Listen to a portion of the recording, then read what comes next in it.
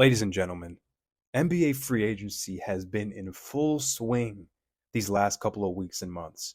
And today, I'm going to be going over the moves that I believe are going to make a big impact and moves that will make a decent impact because we like to be positive over here on this channel. So, without further ado, let's get into it.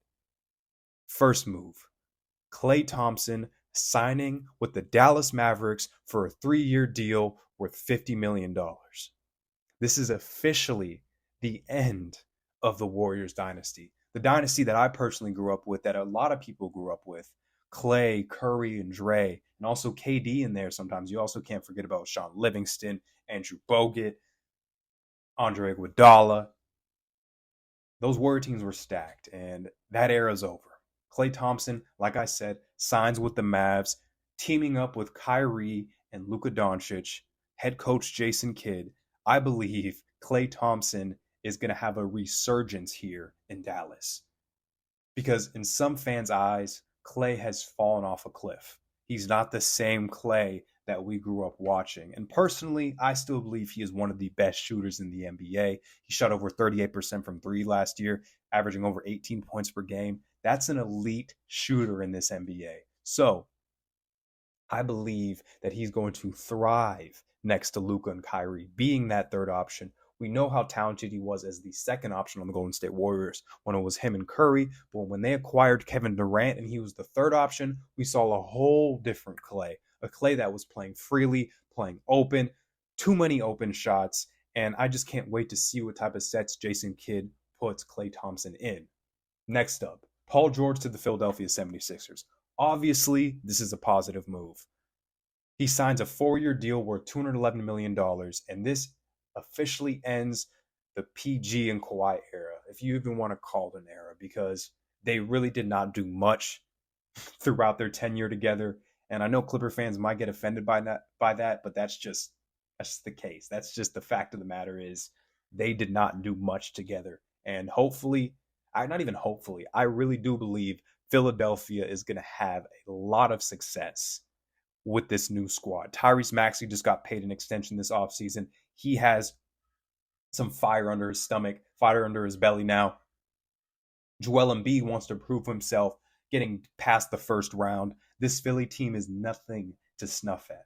Next up, KCP to the Magic for 3 years, $66 million. This gives the Orlando Magic a solid veteran presence. They did get bounced in the first round last year against the Cleveland Cavaliers, but it was in 7 games, and they played great basketball. It was the first playoff experience for guys like Franz Wagner and Paolo Banchero and Jalen Suggs.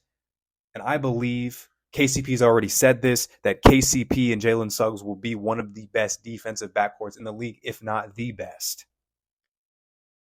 Next up, Philadelphia also signed Drummond to a 2-year deal worth $10 million. In my opinion, this is an amazing deal because we know how Joel consistently gets injured throughout the year. So having a guy like Drummond that can hold down that center position is very solid for a team that loses their star center. Next up, Hartenstein leaves the Knicks to sign with OKC. This is a great move, in my opinion. They also traded for Alex Caruso, sending away Josh Giddey to the Bulls, receiving Alex Caruso. But in this deal, they signed Isaiah Hartenstein to a 3-year deal worth $87 million. This is a great move. Hartenstein got so many second chance buckets for the New York Knicks last year. He's one of the best rebounders in the league when it comes to offensive rebounding. So I really do like this move for the Oklahoma City Thunder. Next up, Najee Marshall signs a 3-year deal worth $27 million to the Dallas Mavericks, giving them another lockdown defender who can guard the other team's best player. Next up, Derrick Jones Jr. leaves the Dallas Mavericks to join the Clippers on a 3-year, $30 million deal. Now he teams up with James Harden and Kawhi Leonard. Also, Kevin Porter Jr. they signed.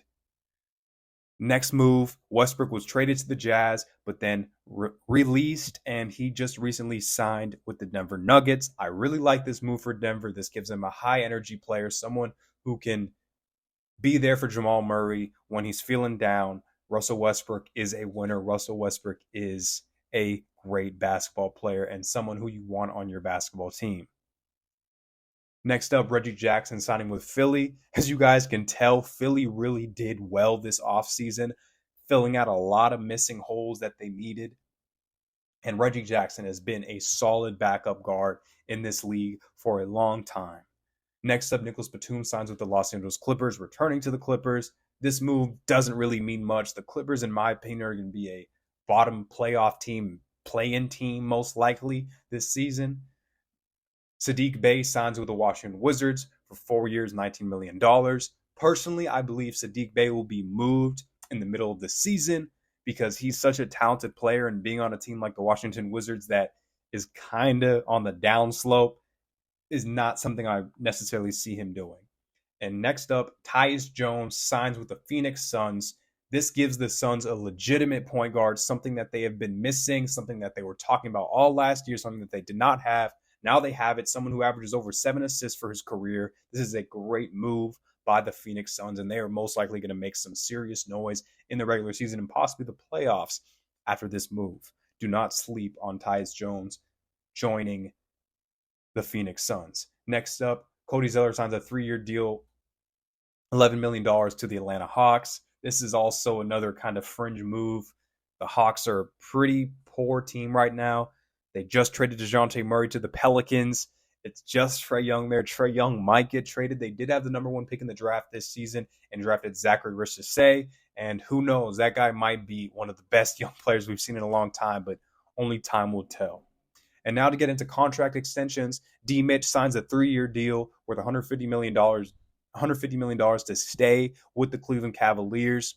Jonathan Isaac signs a $204 million contract extension. OG signs a $212 5-year contract extension. Harden signs a $70 million contract extension. Pascal, 4 years, $189 million. Max Christie, $32 million, 4 years. Kelly Oubre, $16 million, 2 years. And Mo Wagner for 2 years. So with all that being said, I hope y'all got all the information you needed about this NBA free agency. Have a great day. Deuces.